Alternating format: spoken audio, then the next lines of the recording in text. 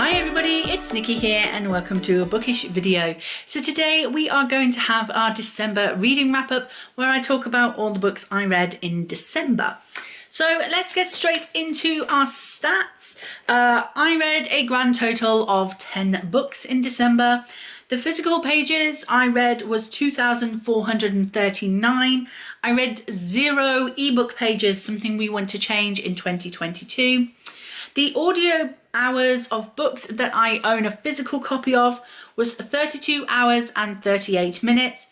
And the borrowed audio hours, so books that I borrowed and I do not own myself, was 8 hours and 32 minutes. The ratings that I gave 1 5 stars, 6 4 stars, 2 3 stars, 1 2 stars, 0 1 stars, and did not DNF any books either. The genres of the books I read no thrillers, contemporaries or classics. I read 1 middle grade. I read no non-fiction, and I read 4 mangas or graphic novels. I was really like finishing off some series, and I read 5 fantasies. The origin of the books I read, 1 was borrowed and 9 I physically own. The format of the books I read, 8 I read physically, 2 I read audibly, and I read obviously 0 e-bookily. The binding of the books that I own, 3 were hardback and 6 were paperback. And the genders of the authors were 3 were male and 7 were female. So that is my stats. So let's get straight into what I actually read. So the first book I read was Millennium Snow, Volume 1 by Bisco Hattori. Looks like this. So, it was really good. I had hoped to read a few more of these in December, but spoilers, I didn't get around to them. So I have a couple more to read in 2022.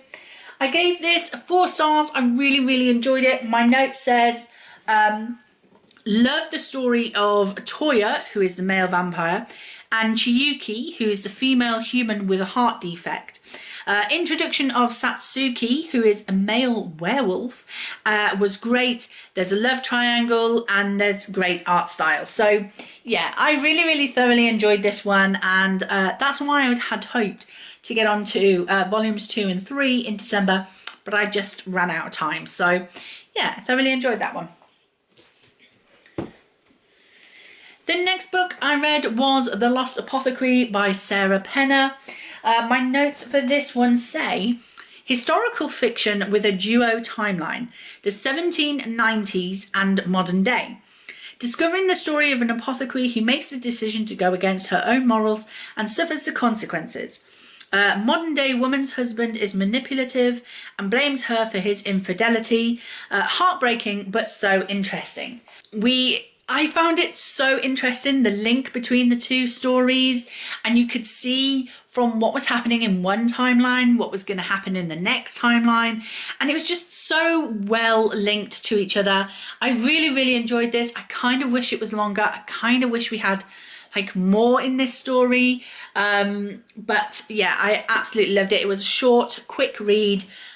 Too quick for me. I wanted more from this, but just because I loved it so much and I devoured it so much, and I gave this one 4 stars.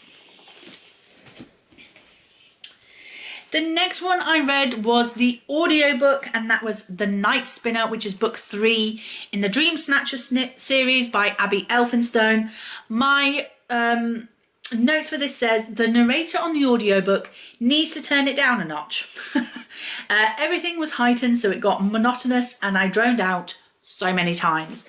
I gave this one 2 stars. Yeah, for me, I couldn't really comment on what was really happening in the book for this trilogy finale. I've listened to all 3 books on audio, and I could never put my finger on why I wasn't enjoying these audiobooks. But they were on Scribd. I was listening to them while I was playing Animal Crossing. And then it came to me while I was listening to book 3, and I thought, I'm going to really physically like concentrate on this for a little while, just to try and put my finger on what what I wasn't enjoying about this trilogy. I mean, you could say, Nicola, you must have enjoyed it somehow. You listened to all three. But I'm a completionist. That's what it was. And it was the narrator. I know that I had it on a high speed. So I had it on a 1.5, 1.8 speed. But I listened to all my audiobooks on that speed, and not every audiobook has this problem. And the problem was the narrator read everything like you were on the edge of your seat, and everything was like this. Even when there was quiet moments, it was all like this. And that, after a while, gets really annoying. You see what I mean? And it was just that. It was like everything was so heightened that I never knew when action was actually happening and when there was actual quiet moments where they were sat around a campfire and just talking to each other and being emotional or anything. I like books that take me up and down. I don't want to be up here all the time. And this narrator, the way that she chose to read the story, even though, yes, I did have it on a high speed, that shouldn't have really changed the tone at which she was reading this story, just the speed of it. And the tone she was using was everything was up here. And even though it was the finale of a trilogy, not everything needed to be that high. And it was that was making me drone out of these stories and just not take notice, because everything was edge of your seat kind of being read. And that was the problem I had with this audiobook. And I also discovered that it's the same narrator who does the Widdowson Sisters trilogy from Michelle Anderson. Is it Michelle? No, Michelle Harrison. So the I've decluttered the books, but I will try and remember the trilogy and put the first book here on the screen for you. But the same narrator read those audiobooks, and I listened to those on audiobook as well. And I think that may be why I might not have enjoyed that trilogy either. I think there's a fourth book to that coming out, that series coming out now. But yeah, I think maybe I might not have liked the narrator rather than the books about the Widdowson sisters. So yeah, sadly the narrator kind of spoiled my enjoyment of these books, but I wasn't that interested in the plot that I want to go back and read the physical copies. So yeah, sadly it got 2 stars for me. The next book I read was this was my Waterstones book club pick for November, but because I knew I wasn't going to get to the meeting, I ended up finishing it in December. And this is Wendy Darling by A.C. Wise. It's kind of like a sequel to Peter Pan, because now Wendy is an adult, she has her own daughter, and Peter Pan takes her daughter to Neverland, and now she's a mother whose child has disappeared. I gave this one 3 stars. My notes say not very dark, gothic, or a retelling of Peter Pan, more like a sequel. Enjoyed the flashbacks to Wendy in the asylum, but not when she was in Neverland. So yeah, she obviously a child talking about going to this Neverland place and growing up, and she's still talking about Neverland. Her brother ends up putting her in a mental asylum. And I really enjoyed that part of the story. I don't know what that was about. Something dark inside of me. But I felt like the part where she was in the asylum was much darker than what was happening with Peter Pan in Neverland, even though what was happening with Peter Pan in Neverland was supposed to be quite dark. I would have much preferred this to have completely been about Wendy being put in a mental asylum and having to deal with the aftermath of telling people that she's been to this mythological place and people not believing her. So yeah, I was kind of like half enjoyed this, half didn't enjoy this, and that's why it gets 3 stars, because it's middle of the road. of 5 stars. So yeah, got 3 stars for me. The next book, however, Illusionary by Zoraida Cordova. When I opened this in my December Bookgammon TBR game, I was so excited because I have been dying to finish this duology since I read the first book earlier in 2021. And this did not let me down. I gave this 5 stars. My notes on this say, let me get to my notes. It says, political rebellion, enemies to lovers, friends to traitors, great magic system and romance. That doesn't even begin to describe how much I loved this duology. I love the characters. I love the political intrigue. I love the way that all the storylines weave together. And oh my God, there was a revelation in this book that I did not see coming. And I loved it so much. I cannot wait to reread this duology again in the future. I have been telling people left, right and centre, please read this duology. Please read it. It's amazing. I love it. I believe that Zoraida Cordova has a new book out. I will be purchasing that one because I loved her writing. Never at any point in time was I bored in this book. There was never any moments where I thought, come on, let's get the story moving. Every word, every moment. If I could say what was my favourite series or duology in 2021, it has got to be Incendiary and Illusionary duology because I absolutely loved this story. Yeah, for years she was wielded as a weapon. Now it's her time to fight back. I loved it. I loved it so much. So 5 stars to Illusionary. The next book I read was not on my TBR, but again, I was trying to finish off some series, some duologies and trilogies and stuff. So I read the graphic novel of V.E. Schwab, Shades of Magic, The Steel Prince, The Rebel Army, which is book 3 in the trilogy of these graphic novels, which are kind of like a prequel to her Shades of Magic novels.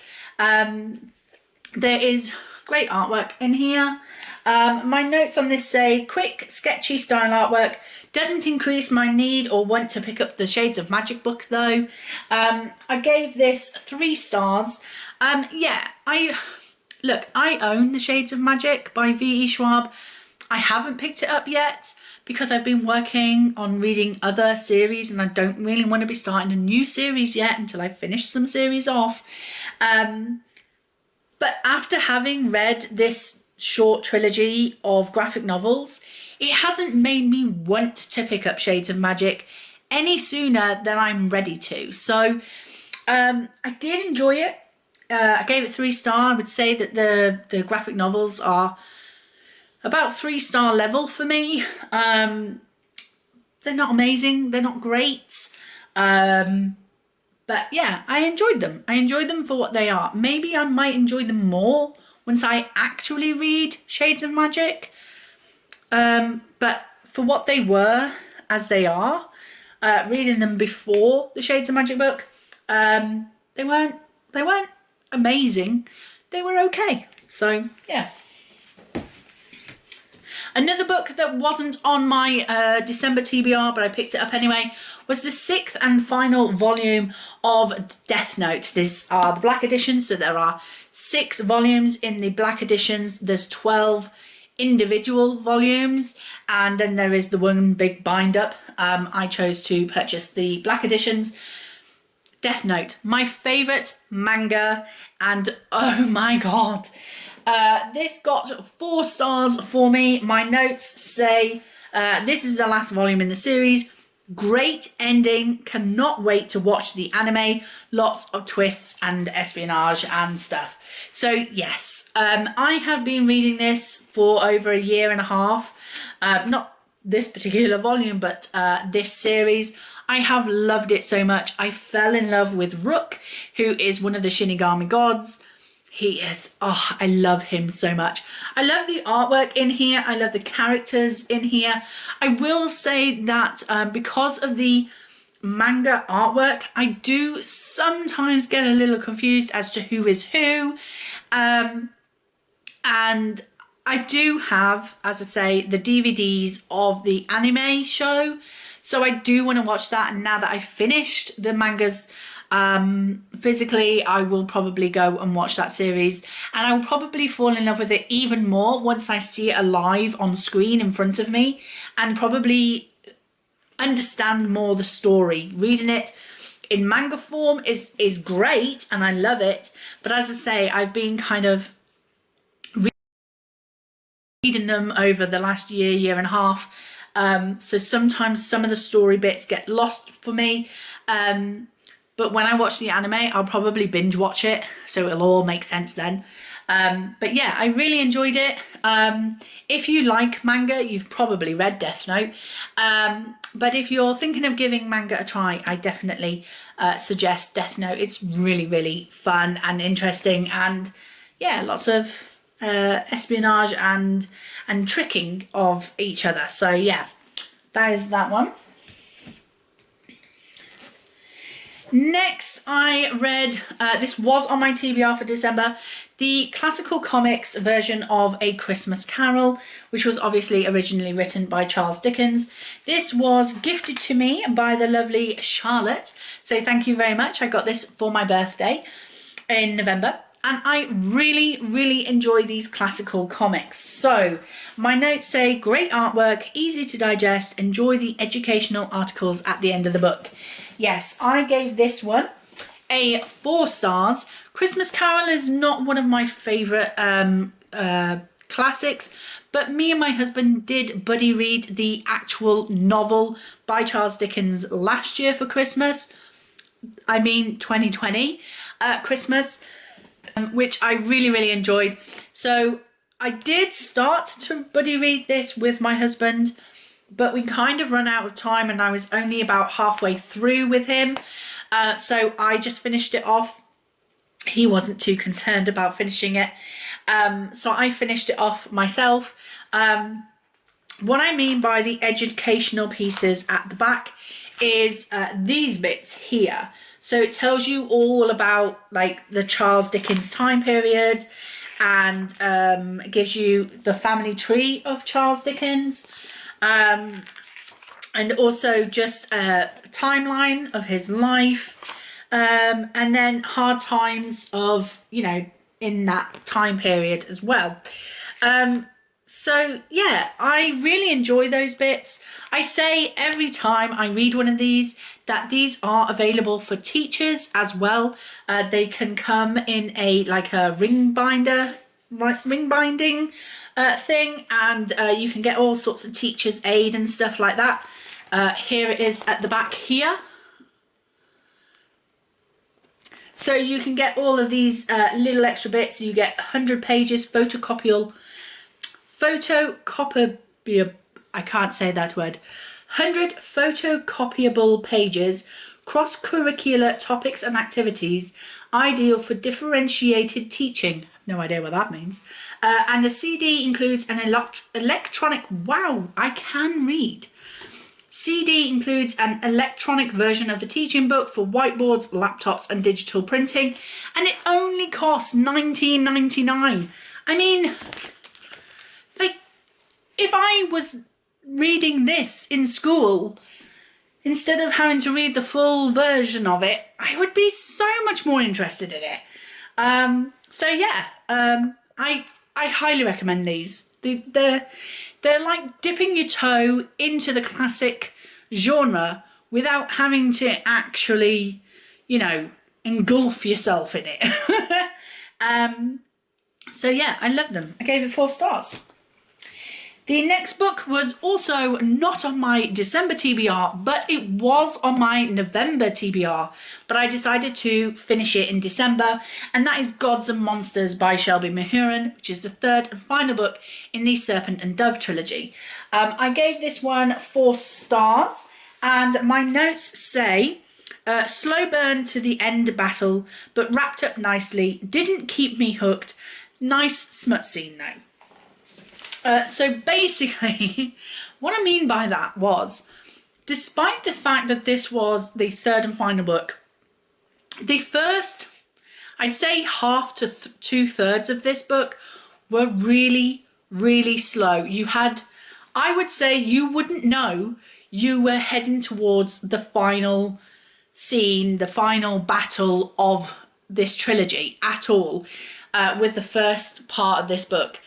And then everything happens in the last third. And it's just like, oh, wow, okay, we're at the end now, are we? And what I mean by it didn't keep me hooked was I was reading this sort of like from the beginning of December, and I'd read some, then I'd put it down and pick up another book, read that and finish that book, then come back to this, read a bit more, get bored of this, pick up another book, finish that book, come back to this. So I was reading other books and finishing them in between reading this. It just didn't capture my attention. It didn't keep me pulled in. I did give it 4 stars because I do feel like that ending was worth it in the end. This is a trilogy that I feel like I need to give it a second chance. I feel like it has potential on a reread to be much better. There was a nice smut scene in here, so if you don't like romance in your books, there is one scene in here which you might not enjoy. I know some of my book club friends were questioning about whether to continue on with the trilogy, so I will say that the romance does become a big part of book 3, which was interesting, the way that book 3 panned out. Yeah, I mean, I enjoyed it. Obviously I gave it 4 stars, and I do feel like it needs a reread, to be honest. So yeah, that was that one. And then the last book that I finished in December 2021, the last book I read in 2021 was Outlander by Diana Gabaldon. This is her first book in her Outlander series, now a major TV series, which I love and adore. I did start buddy reading this with one of my friends from the Waterstones book club. However, she had some family difficulties happening, and so she had to pull out with the buddy read. So I continued to read this. I did start this in November, but finished it sort of the day before New Year's Eve. So it did take me quite a while to finish it. I started reading it physically, finished reading it audibly, and I will say that I didn't make any notes in my notebook for this one, so I'm just going to have to say it from the top of my head. But what I will say about this was, because I'd watched the TV show first and then read the book, I had Sam Heughan and Catriona, name, in my head as Claire Randall and Jamie. And obviously the narrator in the audiobook did not sound like either of those. So it was a little bit jarring for me with the audiobook. But I really did enjoy the story. There's obviously some differences between book and screen adaptation, but that's to be expected. It always is. I don't pull a book down for that, or a show for that, because that's just something that has to happen, because they are 2 very different mediums. I will say that I preferred what they did in the show to what actually happens in the book. I do have books 2 and 3 to continue on with, but this is definitely a series that I do want to continue. This got 4 stars for me. I really did enjoy it. I cannot wait for season 6 to be available to me. I know it's on Stars, but I don't think we get Stars here in the UK. Not sure. Might have to look into that. But yeah, I can't wait for season 6 to at least come to Prime. But that is the last and final book I read in December. So that is it. That is all the books I read in December and the last books that I read in 2021. What was the last and final book of 2021? Did you pick a book specifically to be your last book? Or did you think you were going to get more read and the last book you actually read wasn't the one that you had hoped it to be? Let me know in the comment section down below. I'm very interested and, let's face it, nosy like that.